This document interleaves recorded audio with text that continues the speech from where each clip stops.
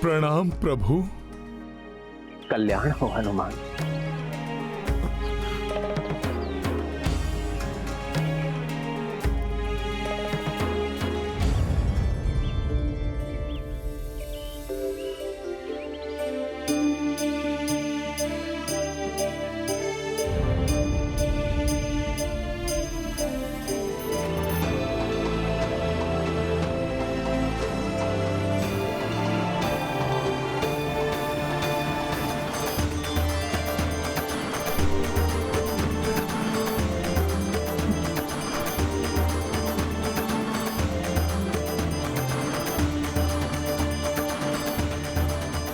अपने चिन्ह स्वरूप अपनी ये चूड़ामणि माता जानकी ने आपके लिए भेजी है प्रभु।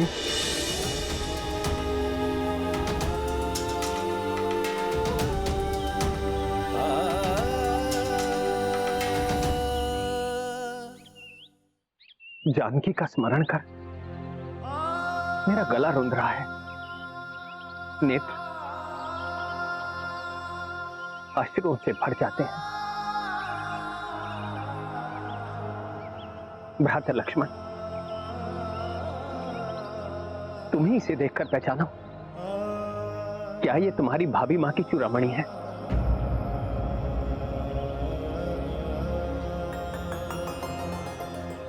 क्षमा करे भैया, सदा जिनके चरणों को स्पर्श कर उनका स्नेह आशीष पाता था, मैं तो मात्र उनके चरणों को पहचानता हूं।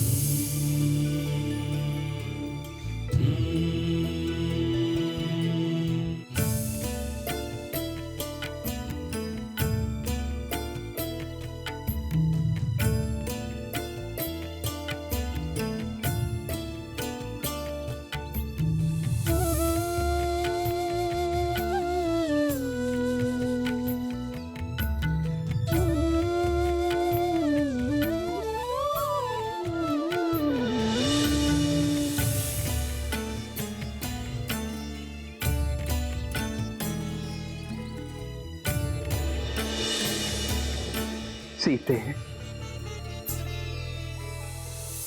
जानकी के केश को सुशोभित करने वाला ये आभूषण उनके पिता महाराज जनक ने उन्हें दिया था।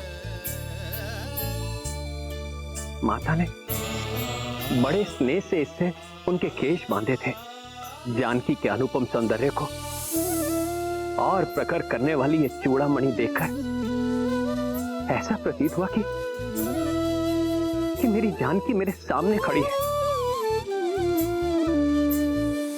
उनके वियोग का दुख मेरे हृदय को व्याकुल कर रहा है।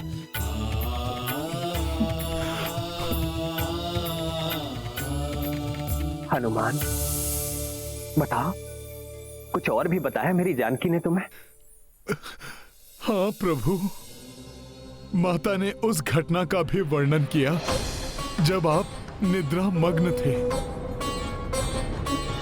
और काकासुर रूप में आकर देवराज इंद्र के पुत्र जयंत ने माता सीता पर वार किया। देवराज इंद्र के पुत्र जयंत ने माता सीता को पीड़ा दी।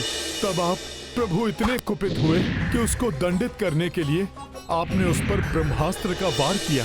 अंततः अपने दुस्साहस के लिए जयंत को अपना एक नेत्र गंवाना पड़ा प्रभु। इस प्रसंग का ज्ञान मेरे और सीता के सिवाय किसी को नहीं है हनुमान। अब मुझे पूर्ण विश्वास हो गया है हनुमान, तुम मेरी सीता से ही मिले थे।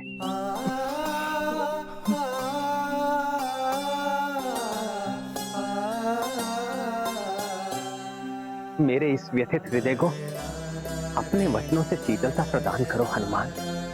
बताओ मुझे, कैसी है मेरी सीता? उन अत्यंत भयंकर राक्षसों के बीच कैसे रह रही है? बताओ मुझे, मेरे बारे में और क्या कहा उसने? प्रभु, जैसे शरद ऋतु में कमल पुष्प कुम्हला जाता है, मुझसे भेंट होने के पूर्व उनकी वैसी ही स्थिति थी। निरंतर अश्रुधारा बहती थी उनके कमल नयनों से।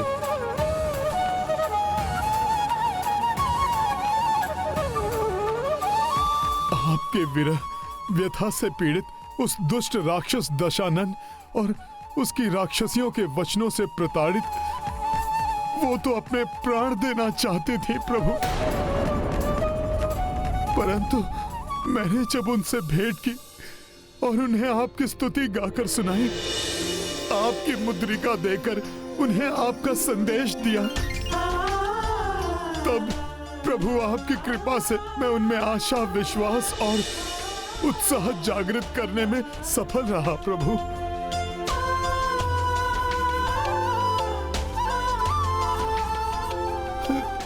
प्रभु, जनक नंदिनी अयोध्या की रानी एक वृक्ष के नीचे रहने पर बाध्य है प्रभु। कठोर भूमि ही अब उनकी शैया है, परंतु इससे उन्हें कोई कष्ट नहीं।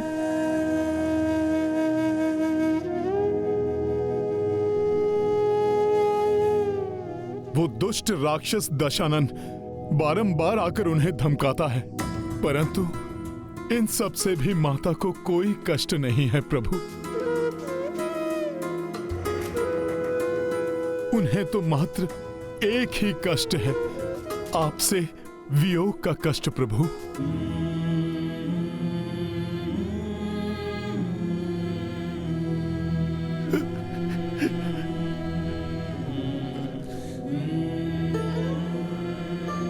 प्रतिपल आप ही का नाम स्मरण करती हैं वो, उनके हृदय की प्रत्येक कंपन से आप ही का नाम गूंजता है प्रभु।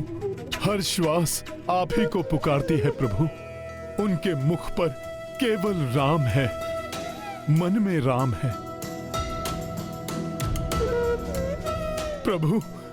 मैंने माता को अपने साथ चलने को कहा, परंतु उन्होंने अस्वीकार कर दिया ताकि आपकी प्रतिष्ठा को ठेस न पहुंचे।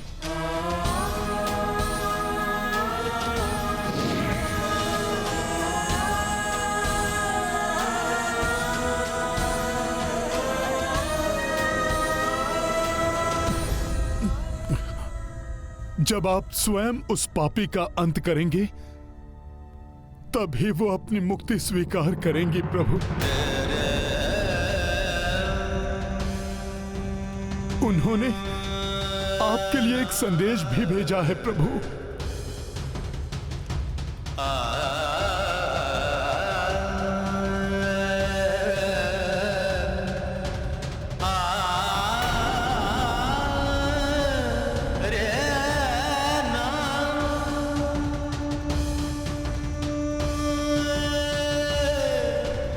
उन्हीं के शब्दों में आपको सुनाता हूँ प्रभु। हे दशरथ नंदन, हे स्वामी, मैं अभागिनी, आपकी अर्धांगिनी, उस दुष्ट राक्षस द्वारा हरण किए जाने के कारण मैं आपसे दूर रहने पर विवश हूँ स्वामी। अब आपका वियोग मैं एक माह से अधिक नहीं सह सकूंगी। यदि उसके पश्चात मुझे आपके दर्शन ना हुए तो मैं अपने प्राण त्याग दूंगी।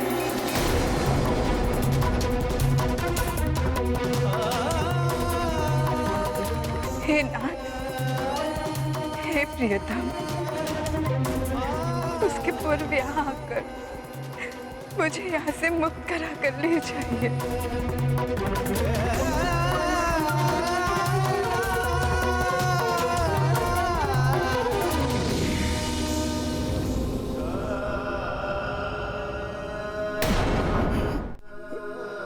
प्रभु, ये माता के वचन हैं।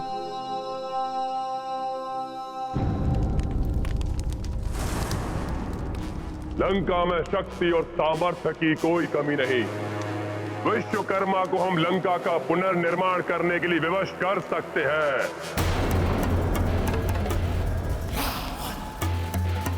फिर स्वर्ण नगरी बना सकते हैं अपनी इस लंका को, परंतु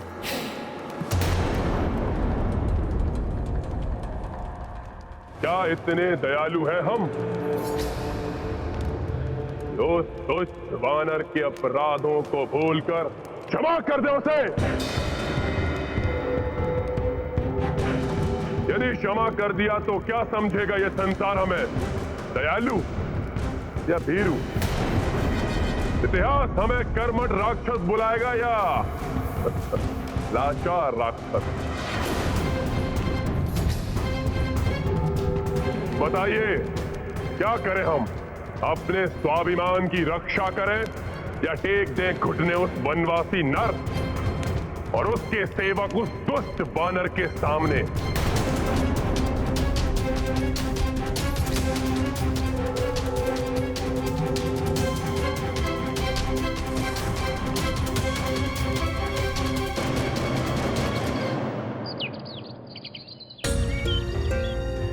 हनुमान, मेरी जानकी के हृदय से उपजे ये शब्द मेरे लिए अमूल्य हैं। उस शत योजन सागर को पार कर तुमने सीता को ढांढस बंधाने का दुष्कर कार्य किया है, जो संपूर्ण पृथ्वी पर कोई और करने की कल्पना भी नहीं कर सकता। हनुमान, तुमने मेरी जानकी को ढूंढकर मुझे, लक्ष्मण को और संपूर्ण रघुकुल को नष्ट होने से बचाया है। किसी देवता, ऋषि मुनि या योद्धा ने भी मुझ पर इतना बड़ा उपकार कर मुझे अपना ऋणी नहीं बनाया।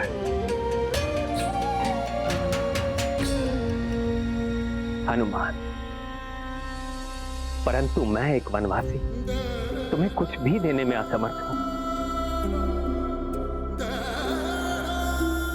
और यदि कुछ दे भी सकता तो भी इस ऋण से कभी मुक्त नहीं हो सकता था।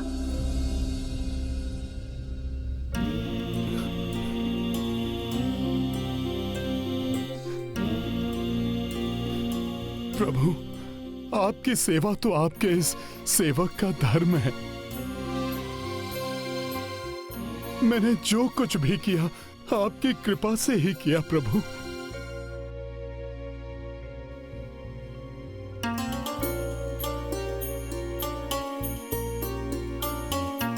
कुछ भी कहो हनुमान, मैं तुम्हारा ऋणी हूं, और ऋण होने के लिए मेरे पास तुम्हें देने के लिए कुछ नहीं है सिवाय तुम्हें अपने हृदय से लगाने के।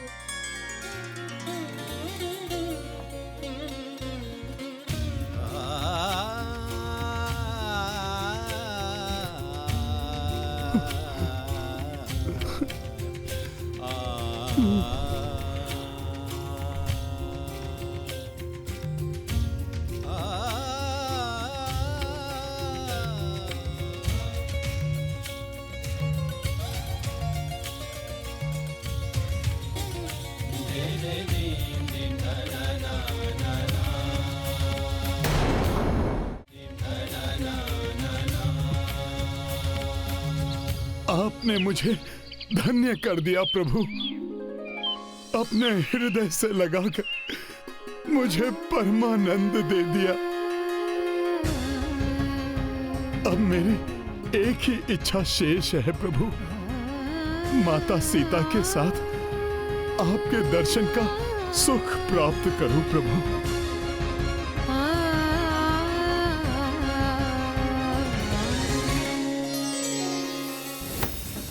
उस वानर के द्वारा हमारे शूरवीर योद्धाओं के वध को भूल जाए कि उसने मेरे कनिष्ठ पुत्र अक्ष कुमार की निर्मम हत्या की है।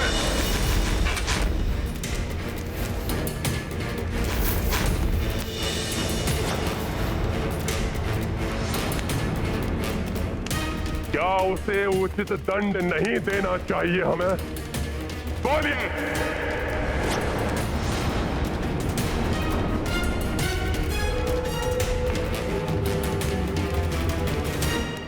कहिए भ्राता महोदय,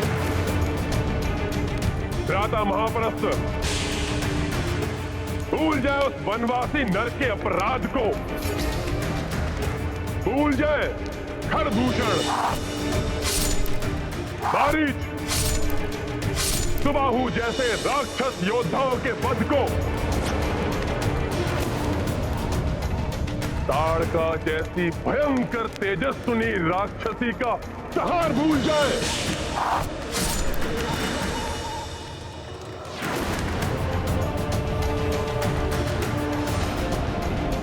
क्या चाहते हैं आप?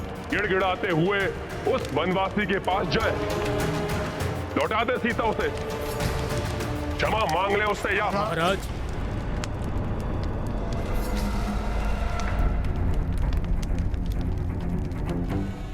उचित तो यही होगा कि हम सीता को लौटा दें।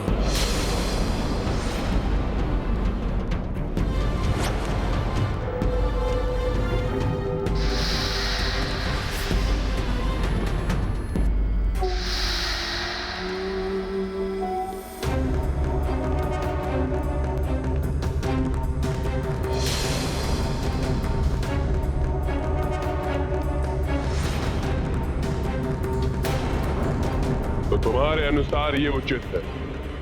जी महाराज।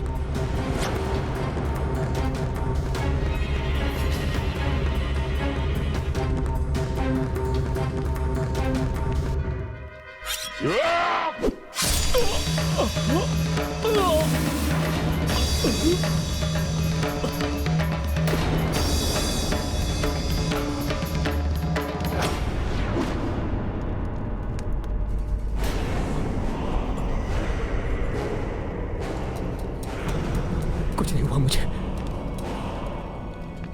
सुरक्षित हूं मैं। भ्राता महापराशर, भ्राता रावण ने यह सभा हमसे सत्य सुनने के लिए नहीं बुलाई है। वो तो वही सुनना चाहते हैं जो उनके मन में है। हाँ भ्राता महोदर, यदि हमने समर्पण करने का सुझाव दिया तो हमारी मृत्यु निश्चित है। काकाश्री, ऐसा प्रतीत होता है जैसे महाराज पूछ नहीं रहे हैं, धमका रहे हैं,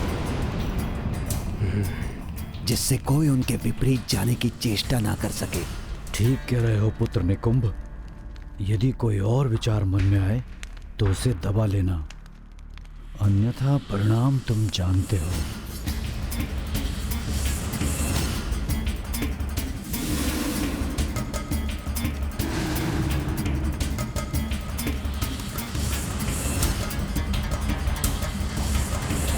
काठ की मूर्तियां क्यों बने बैठे हैं आप लोग?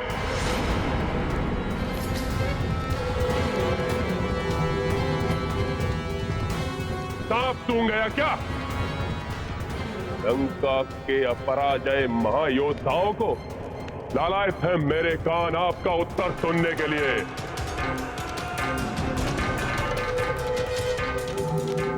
बोलिए, युद्ध की तैयारी करें या क्षमा प्रस्ताव भेजकर एक लज्जापूर्ण शांति स्थापित करें? हमें क्षमा नहीं, युद्ध चाहिए। हमें दया नहीं, प्रतिशोध चाहिए। प्रभु,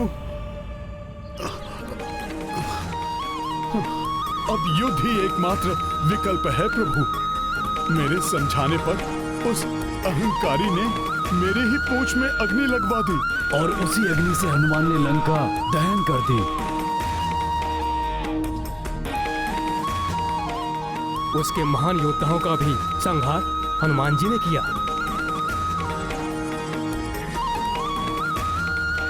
हाँ प्रभु, महापराक्रमी रावण पुत्र अक्ष कुमार का वध भी हनुमान ने ही किया। परंतु रस्सी जल गई, बल नहीं गया। दम्भी रावण अभी भी नहीं समझा। तो भैया अभी हम चलकर उसका दंभ दूर कर देते हैं और भाभी माँ को वापस लेकर आ जाते हैं। प्रभु, आप आज्ञा दीजिए, मेरी सेना तत्पर है युद्ध के लिए।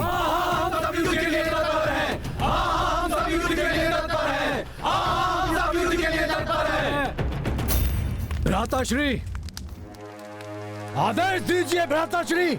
अपने इस अनुज को मैं अभी जाकर उस नर और वानर की जोड़ी का अंत करता हूँ।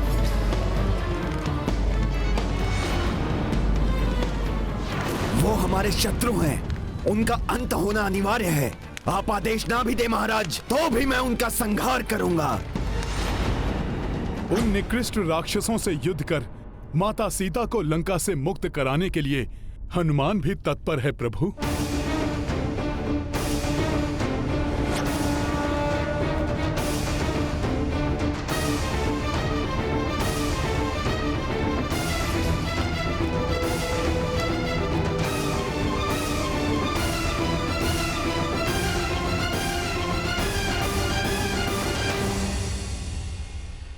बड़ी से बड़ी सफलता को भी विनम्रता और मर्यादा के साथ स्वीकार करना चाहिए।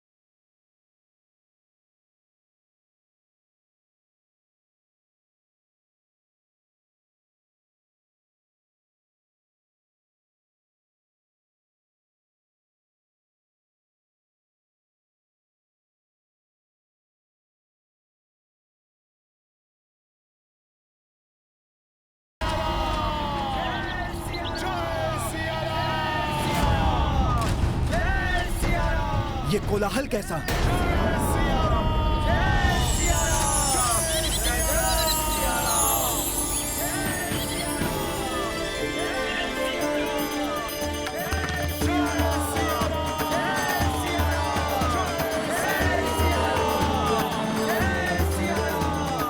प्रभु श्री राम की जय। प्रभु श्री राम की जय। प्रभु श्री राम की जय। प्रभु श्री राम की जय। प्रभु श्री राम की जय। प्रभु श्री राम की जय। प्रणाम प्रभु।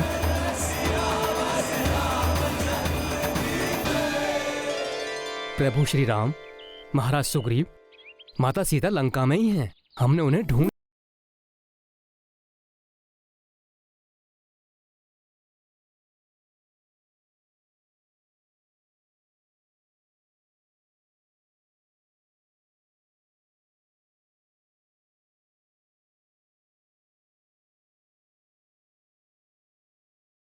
आप सभी ठीक कहते हैं। हमें अति शीघ्र लंका पर कूच करना चाहिए,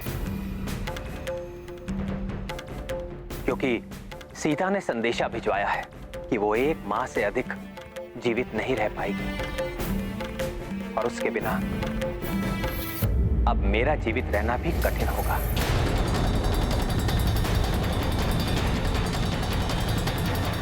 परंतु मेरे मित्रों, लंका जाने के लिए जब मैं उस विशाल 100 योजन सागर को पार करने की कल्पना करता हूं,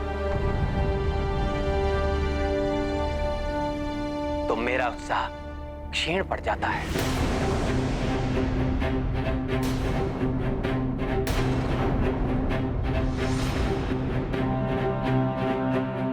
हनुमान ने तो उसे एक ही छलांग में पार कर लिया। संभव है अन्य वानर भी उस पार जा सके, परंतु मैं और लक्ष्मण तो साधारण मनुष्य हैं। हम अपने बाणों को उस पार भेजकर लंका पर प्रहार कर सकते हैं, परंतु जानकी को लौटाने के लिए मुझे स्वयं जाना होगा, और वो तो हम दोनों भ्राताओं के लिए मुझे असंभव सा प्रतीत होता है।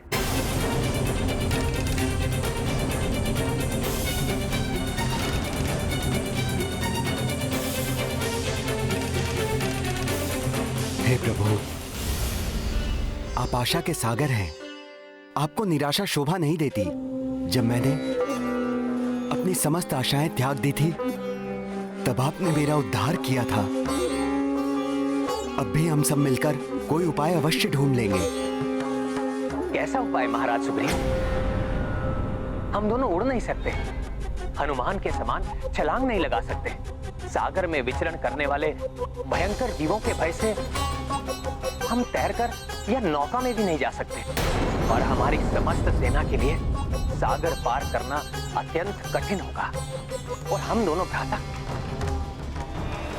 हम दोनों मनुष्यों के लिए तो ये संभव ही नहीं है महाराज सुग्रीव। प्रसन्न हुआ लंकेश। उचित समय आने पर युद्ध का आदेश भी दूंगा मैं।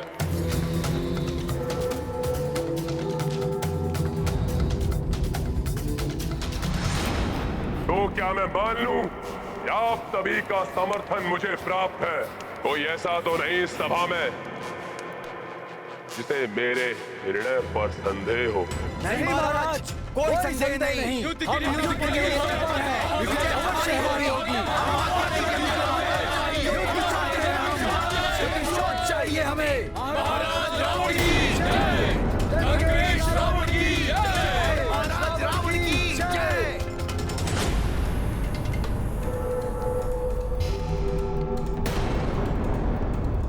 तो फिर निश्चित हुआ, हमारे विरुद्ध खड़े होने वाले को दंड अवश्य मिलेगा। उस वनवासी नर और उस दुष्ट बानर को।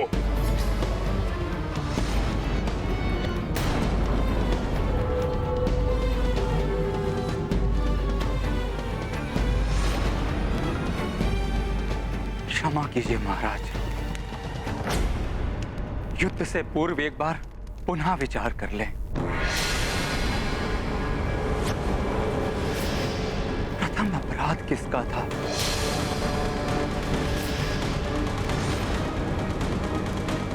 देवी सीता का हरण किसने किया, जिसके कारण वो वानर यहां लंका में आया और एकाकी संपूर्ण लंका को भस्म कर चला गया? सोचिए महाराज, जिस सेना का एक दूत इतना बलशाली है, तो संपूर्ण सेना कितनी शक्तिशाली होगी।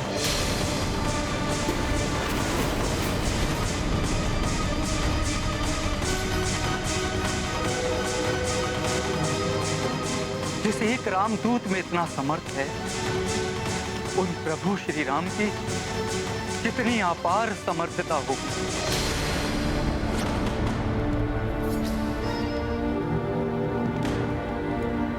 मेरा सुझाव है लंकेश, हमें देवी सीता को सादर लौटाकर पाप मुक्त हो जाना चाहिए। इसी में संपूर्ण लंका की सुरक्षा है। अन्यथा श्री राम की सेना के रूप में हमारी ओर अग्रसर विनाश को कोई नहीं रोक सकेगा।